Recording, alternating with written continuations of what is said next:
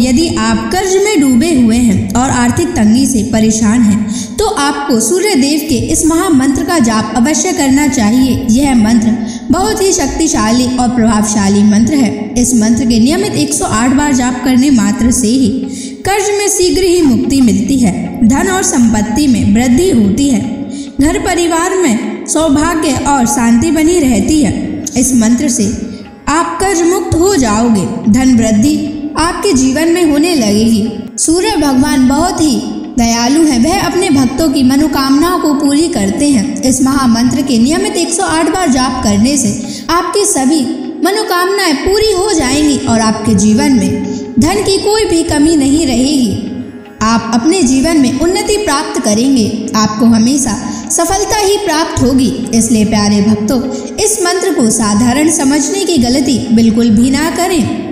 यह मंत्र बहुत ही प्रभावशाली मंत्र है। इस मंत्र का प्रभाव तुरंत ही दिखाई देने लगता है। अगर आप सच्ची श्रद्धा के साथ इस मंत्र का नियमित 108 बार जाप करेंगे तो आपका जीवन खुशियों से भर जाएगा और आपके जीवन में कभी भी धन की कमी नहीं आएगी। इसलिए प्यारे भक्तों, इस मंत्र का नियमित 108 बार जाप करें और पूरी श्रद्धा के साथ करें।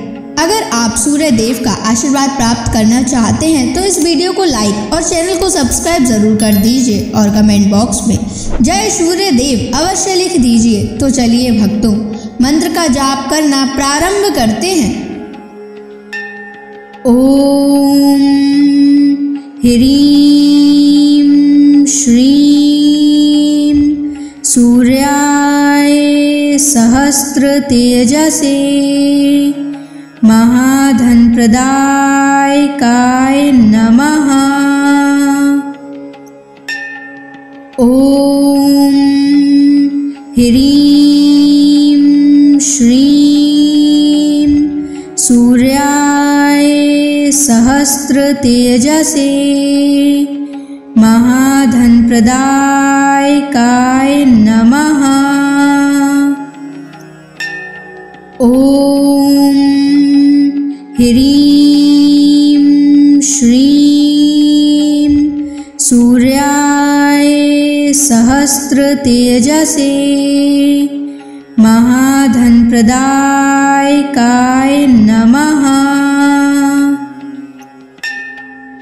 ओम ह्रीं श्रीं सूर्याय सहस्र तेजसे महाधनप्रदायकाय नमः। ओम ह्रीं श्रीं सूर्याय सहस्र तेजसे महाधनप्रदायकाय नमः।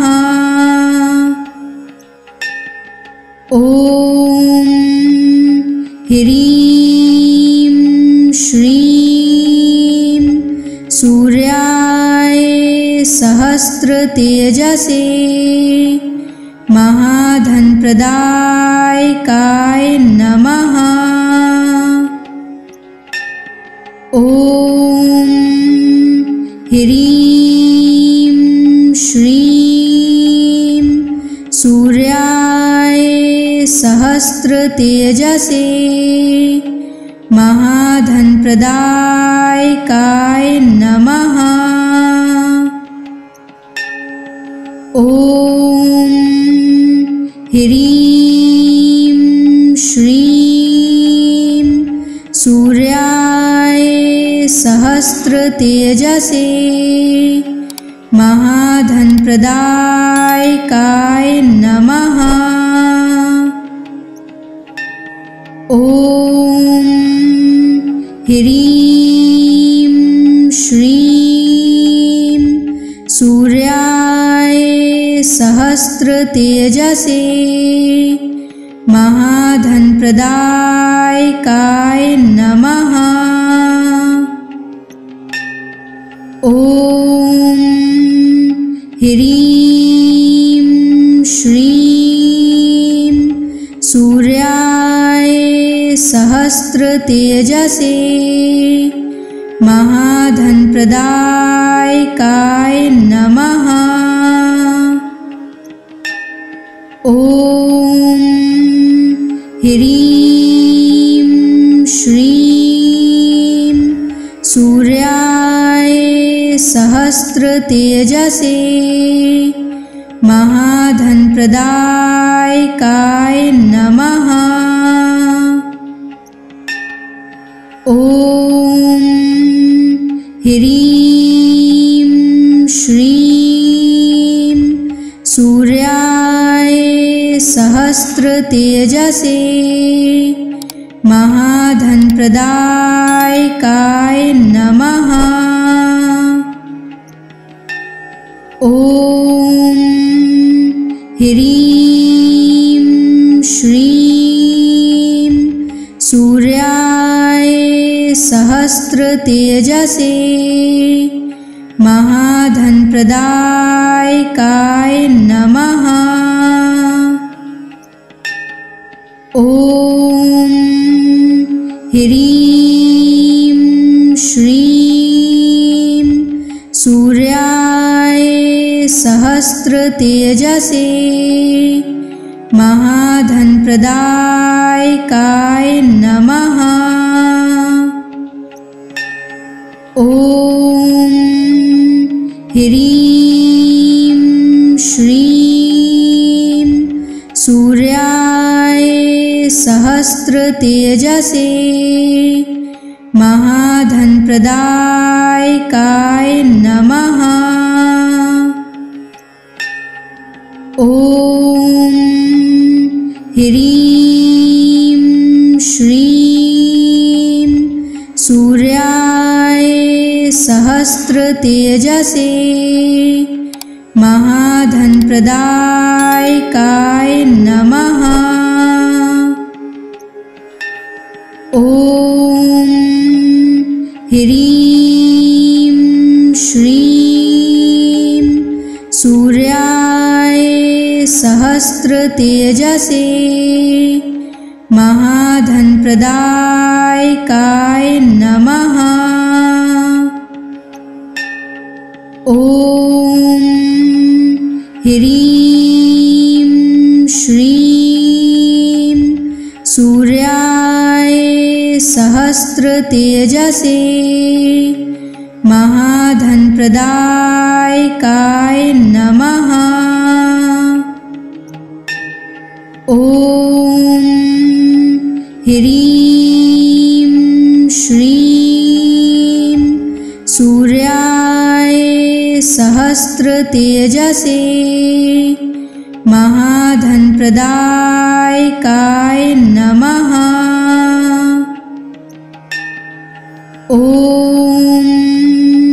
ह्रीं श्रीं सूर्याय सहस्रतेजसे महाधनप्रदायकाय नमः। ॐ ह्रीं श्रीं सूर्याय सहस्रतेजसे महाधनप्रदायकाय नमः। ॐ ह्रीं श्रीं सूर्याय सहस्रतेजसे महाधनप्रदायकाय नमः। ॐ ह्रीं श्रीं सूर्याय सहस्रतेजसे महाधनप्रदायकाय नमः। ॐ ह्रीं श्रीं सूर्याय सहस्रतेजसे महाधनप्रदायकाय नमः। ॐ ह्रीं श्रीं सूर्याय सहस्रतेजसे महाधनप्रदायकाय नमः। ॐ ह्रीं श्रीं सूर्याय सहस्रतेजसे महाधनप्रदायकाय नमः। ॐ ह्रीं श्रीं सूर्याय सहस्रतेजसे महाधनप्रदायकाय नमः। ॐ ह्रीं श्रीं सूर्याय सहस्रतेजसे महाधनप्रदायकाय नमः। ॐ ह्रीं श्रीं सूर्याय सहस्रतेजसे महाधनप्रदायकाय नमः। ॐ ह्रीं श्रीं सूर्याय सहस्रतेजसे महाधनप्रदायकाय नमः। ॐ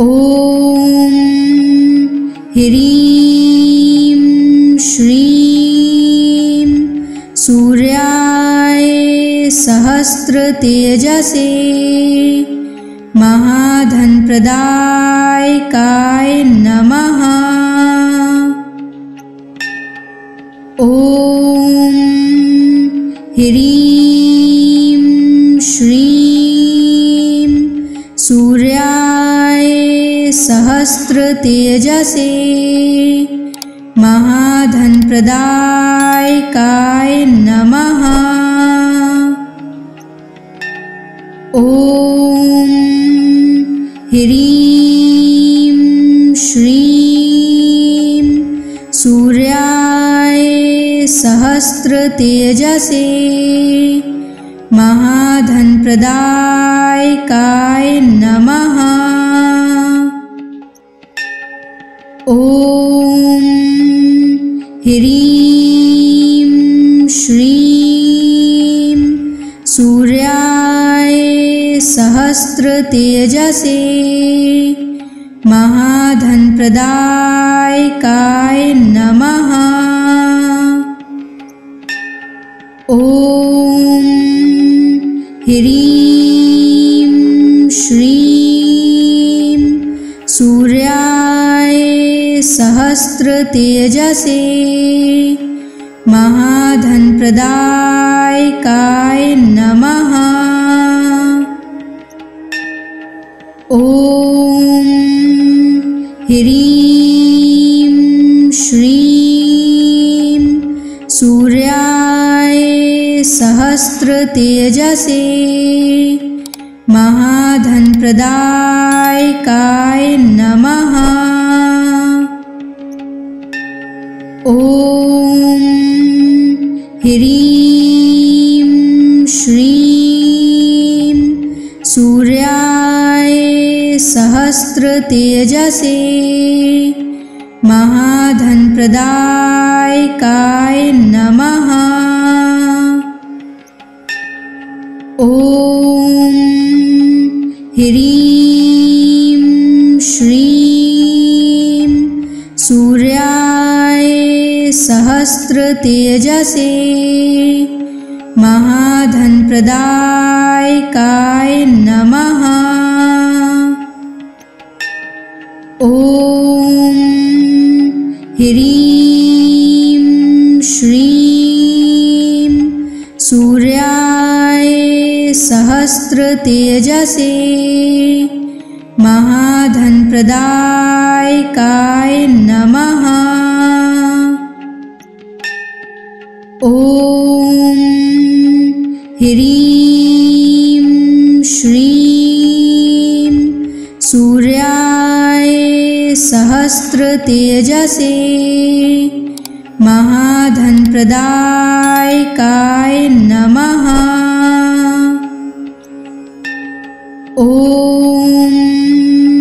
ह्रीं श्रीं सूर्याय सहस्रतेजसे महाधनप्रदायकाय नमः। ॐ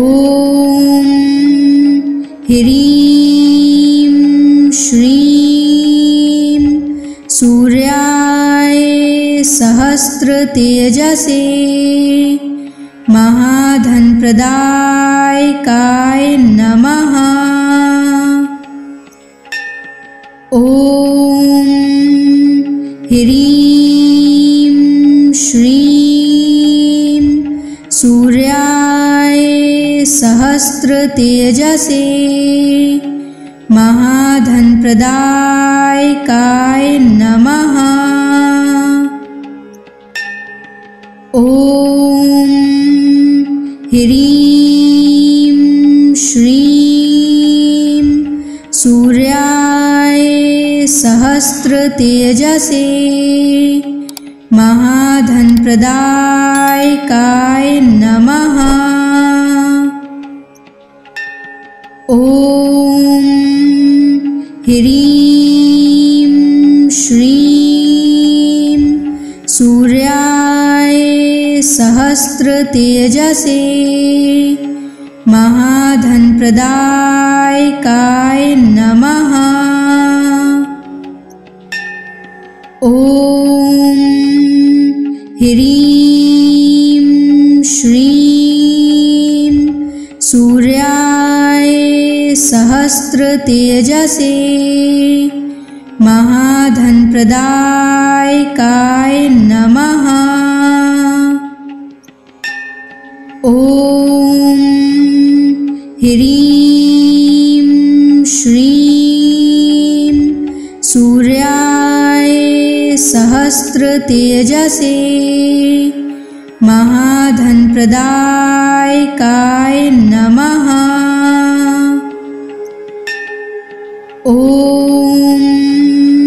ह्रीं श्रीं सूर्याय सहस्रतेजसे महाधनप्रदायकाय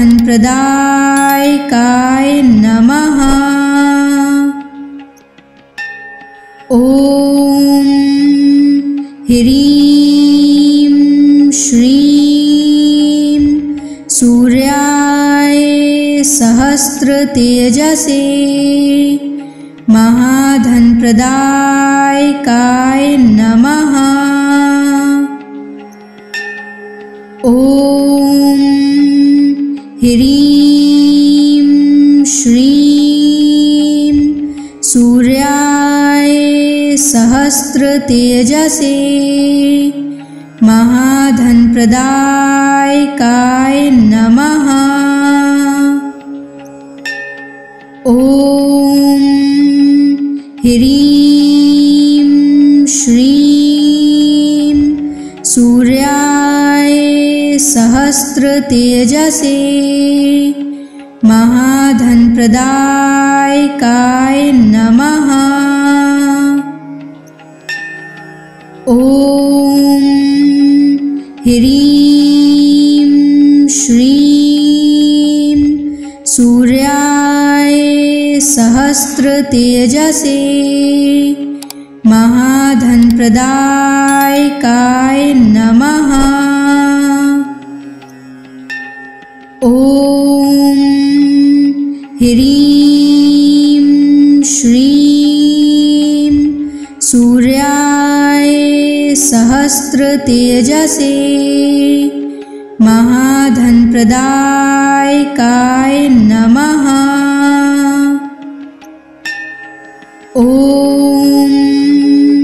ह्रीं श्रीं सूर्याय सहस्रतेजसे महाधनप्रदायकाय नमः।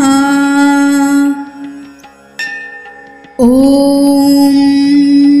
ह्रीं श्रीं सूर्याय सहस्रतेजसे महाधनप्रदायकाय नमः।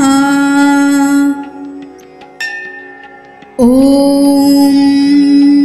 ह्रीं श्रीं सूर्याय सहस्रतेजसे महाधनप्रदायकाय नमः।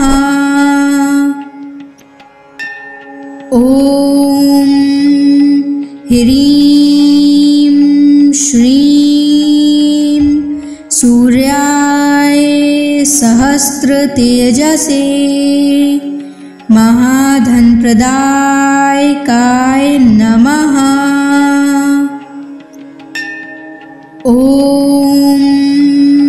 ह्रीं श्रीं सूर्याय सहस्रतेजसे महाधनप्रदायकाय नमः। ॐ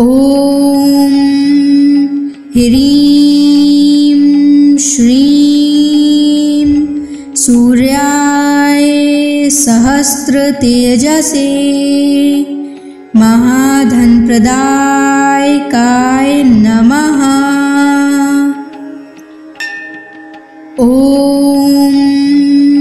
ह्रीं श्रीं सूर्याय सहस्रतेजसे महाधनप्रदायकाय नमः। ॐ ह्रीं श्रीं सूर्याय सहस्रतेजसे महाधनप्रदायकाय नमः। ॐ ह्रीं श्रीं सूर्याय सहस्रतेजसे महाधनप्रदायकाय नमः।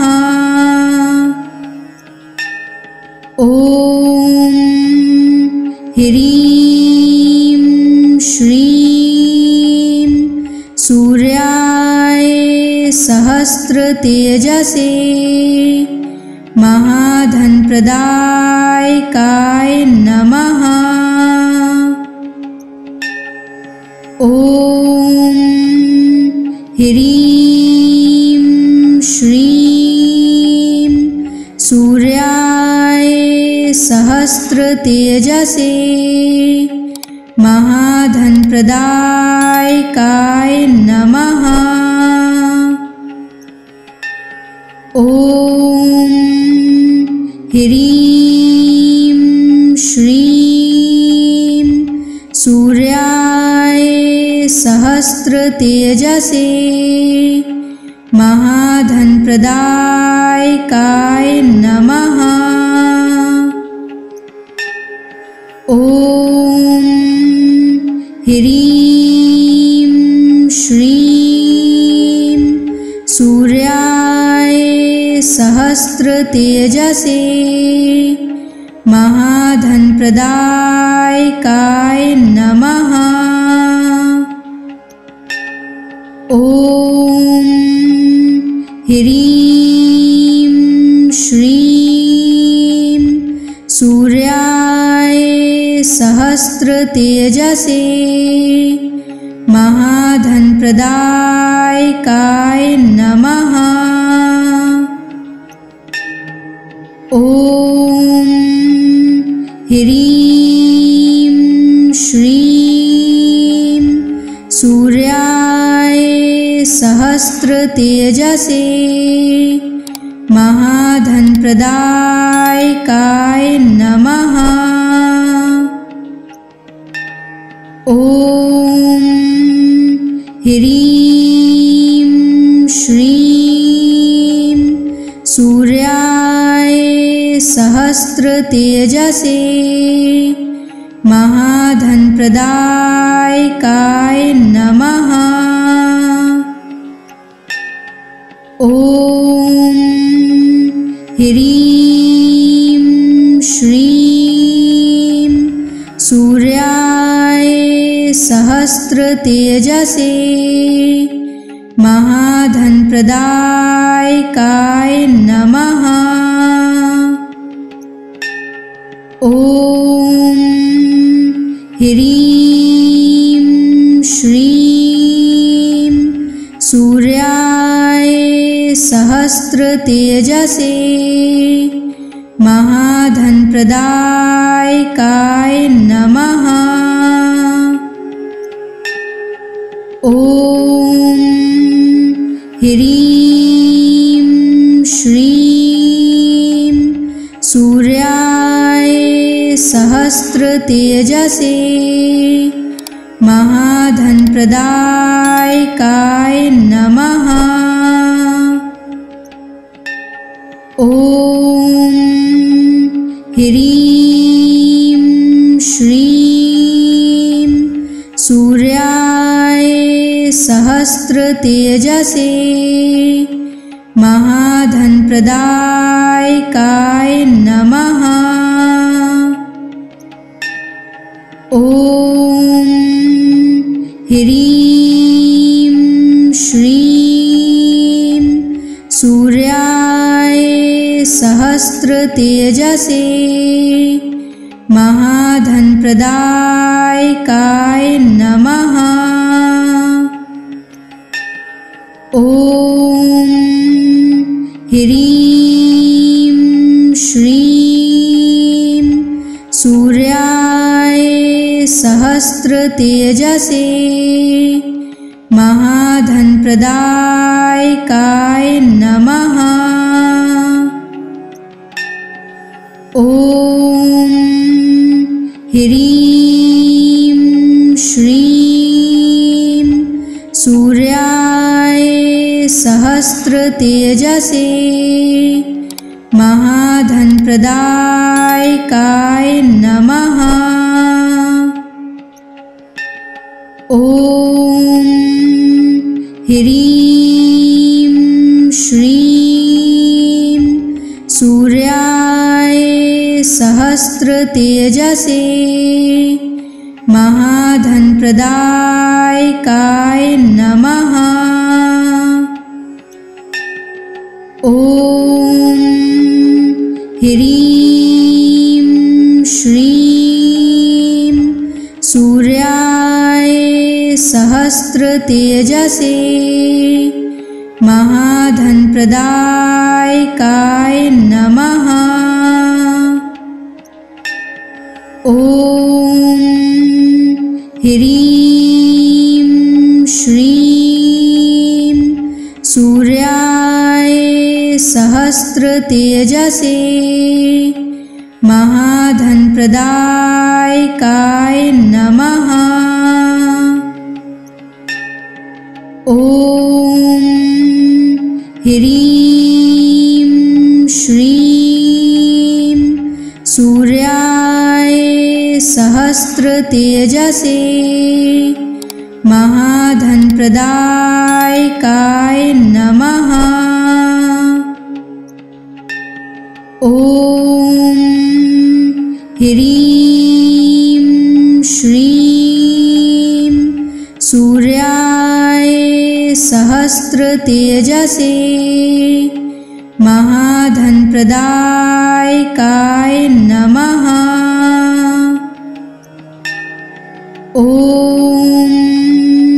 ह्रीं श्रीं सूर्याय सहस्रतेजसे महाधनप्रदायकाय नमः।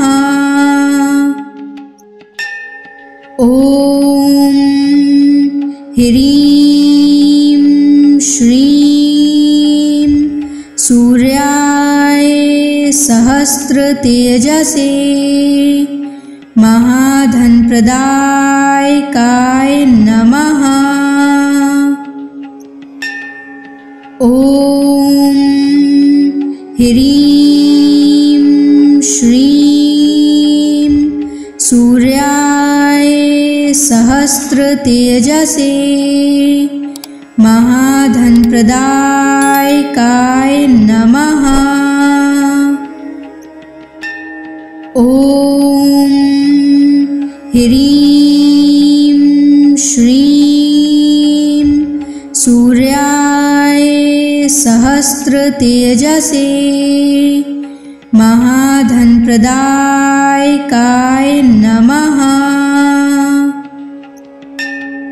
ॐ ह्रीं श्रीं सूर्याय सहस्रतेजसे महाधनप्रदायकाय नमः।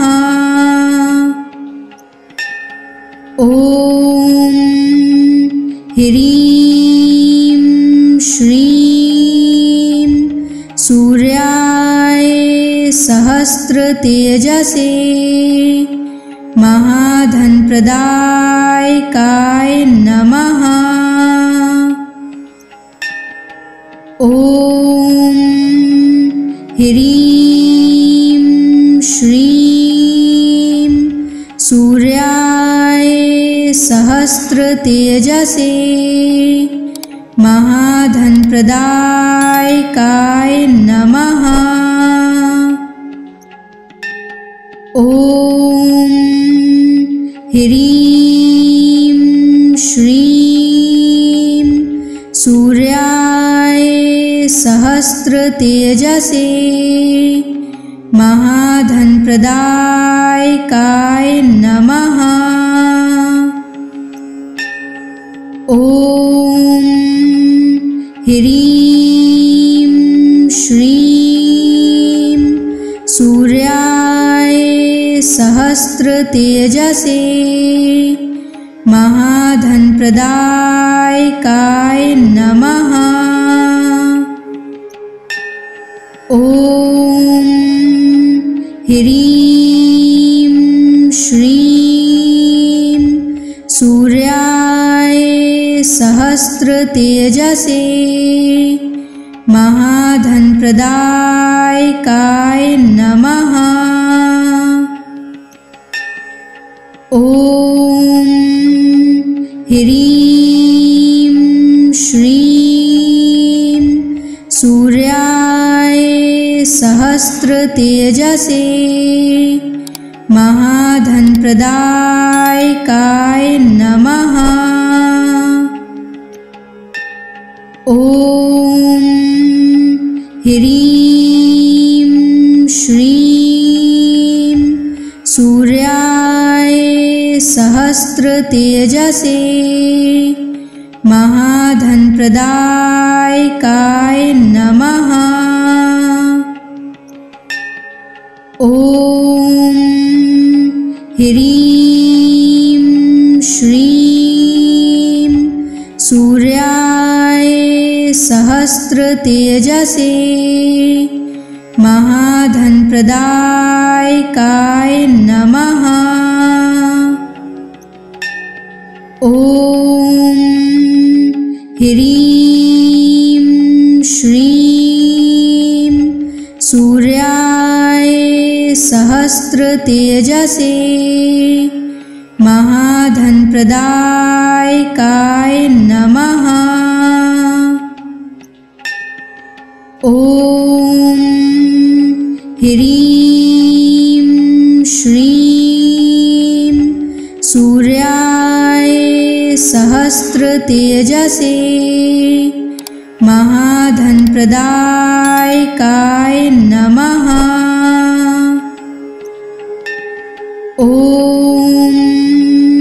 ह्रीं श्रीं सूर्याय सहस्रतेजसे सहस्रतेजसे महाधनप्रदायकाय नमः। ॐ ह्रीं श्रीं सूर्याय सहस्रतेजसे महाधनप्रदायकाय नमः। ॐ ह्रीं श्रीं सूर्याय सहस्रतेजसे महाधनप्रदायकाय नमः। ॐ ह्रीं श्रीं सूर्याय सहस्रतेजसे महाधनप्रदायकाय नमः। ॐ ह्रीं श्रीं सूर्याय सहस्रतेजसे महाधनप्रदायकाय नमः। ॐ ह्रीं श्रीं सूर्याय सहस्रतेजसे महाधनप्रदायकाय नमः। ॐ ह्रीं श्रीं सूर्याय सहस्रतेजसे महाधनप्रदायकाय नमः। ॐ ह्रीं श्रीं सूर्याय सहस्रतेजसे महाधनप्रदायकाय नमः। ॐ ह्रीं श्रीं सूर्याय सहस्रतेजसे महाधनप्रदायकाय नमः। ॐ ह्रीं श्रीं सूर्याय सहस्रतेजसे महाधनप्रदायकाय नमः। ॐ ह्रीं श्रीं सूर्याय सहस्रतेजसे महाधनप्रदायकाय नमः। ॐ ह्रीं श्रीं सूर्याय सहस्रतेजसे महाधनप्रदायकाय नमः। ॐ ह्रीं श्रीं सूर्याय सहस्रतेजसे महाधनप्रदायकाय नमः। ॐ ह्रीं श्रीं सूर्याय सहस्रतेजसे महाधनप्रदायकाय नमः। ॐ ह्रीं श्रीं सूर्याय सहस्रतेजसे महाधनप्रदायकाय नमः। ॐ ह्रीं श्रीं सूर्याय सहस्रतेजसे महाधनप्रदायकाय नमः। ॐ ह्रीं श्रीं सूर्याय सहस्रतेजसे महाधनप्रदायकाय नमः। ॐ ह्रीं श्रीं सूर्याय सहस्रतेजसे महाधनप्रदायकाय नमः। ॐ ह्रीं श्रीं सूर्याय सहस्रतेजसे महाधनप्रदायकाय नमः। ॐ ह्रीं श्रीं सूर्याय सहस्रतेजसे महाधनप्रदायकाय नमः। ॐ ह्रीं श्रीं सूर्याय सहस्रतेजसे महाधनप्रदायकाय नमः। ॐ ह्रीं श्रीं सूर्याय सहस्रतेजसे महाधनप्रदायकाय नमः। ॐ ह्रीं श्रीं सूर्याय सहस्रतेजसे महाधनप्रदायकाय नमः। ॐ ह्रीं श्रीं सूर्याय सहस्रतेजसे महाधनप्रदायकाय नमः। ॐ ह्रीं श्रीं सूर्याय सहस्रतेजसे महाधनप्रदायकाय नमः। ॐ ह्रीं श्रीं सूर्याय सहस्रतेजसे महाधनप्रदायकाय नमः। ॐ ह्रीं श्रीं सूर्याय सहस्रतेजसे महाधनप्रदायकाय नमः। ॐ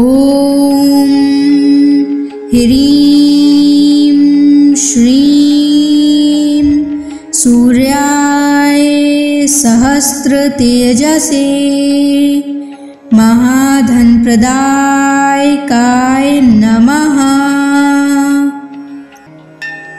ॐ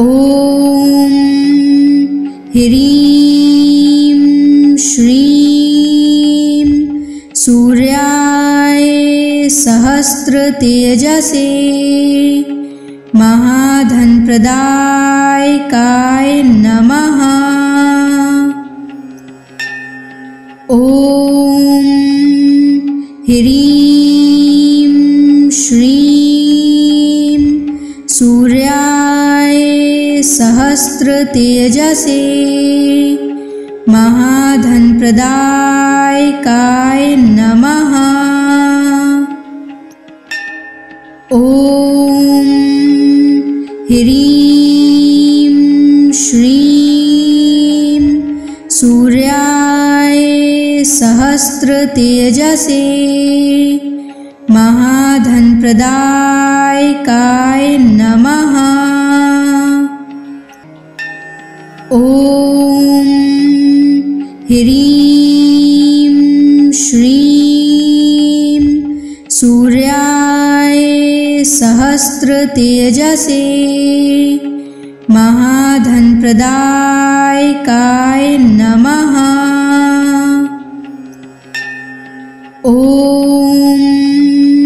ह्रीं श्रीं सूर्याय सहस्रतेजसे महाधनप्रदायकाय नमः। ॐ ह्रीं श्रीं सूर्याय सहस्रतेजसे महाधनप्रदायकाय नमः। ॐ ह्रीं श्रीं सूर्याय सहस्रतेजसे महाधनप्रदायकाय नमः। ॐ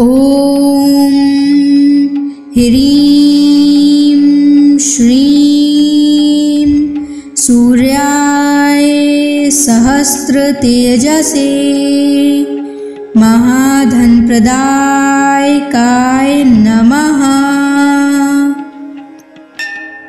ॐ